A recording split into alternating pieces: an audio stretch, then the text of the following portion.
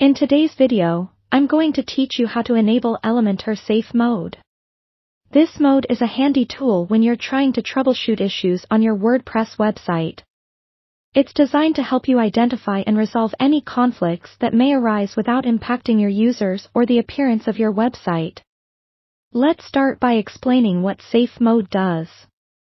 Essentially, it disables all themes and plugins except Elementor and the currently active theme, which allows you to see if those are causing issues. With Safe Mode, you can work in a controlled environment where any conflicts caused by third-party plugins or themes are temporarily set aside. This means you can troubleshoot your web page without unwanted interruptions or changes, providing you with a clean slate to identify issues. Now, let's dive into the steps to enable Safe Mode. First, log into your WordPress dashboard. This is your hub for managing everything on your site, so you should be familiar with navigating this area. Once you're in the dashboard, you'll want to go over to the left sidebar and hover over the Elementor option on the menu.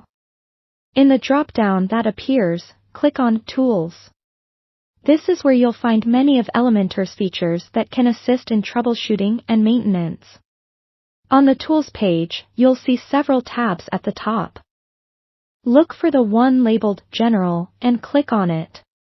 You're almost there. Scroll down a bit, and you'll see the Safe Mode option. It's pretty clear, labeled as Safe Mode with a toggle switch. Click the toggle to enable Safe Mode. It's as simple as that. Once you've done this, your Elementor will run in Safe Mode. This means everything will appear its usual way but with default settings for plugins and themes, helping you to pinpoint the problem without other interferences. To ensure you're only left focusing on the core issue, check your site and see if you can replicate the problem that led you to enable Safe Mode in the first place. If the problem disappears, you now know it's caused by a plugin or theme conflict. You can then disable Safe Mode and systematically reactivate each plugin, one at a time, until you find the culprit. Once you identify the conflicting plugin or theme, you can decide whether you need to update, replace, or remove it, based on your priority and necessity. Don't forget to disable Safe Mode once you're done troubleshooting. Simply follow the same steps and toggle the switch off to return to normal mode. Keeping a record of the steps you took to identify and solve the problem can be very useful for future reference as well.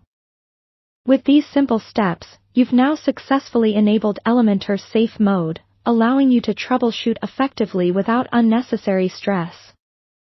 Thanks for tuning in, and I hope this guide has helped you manage your Elementor-powered website better.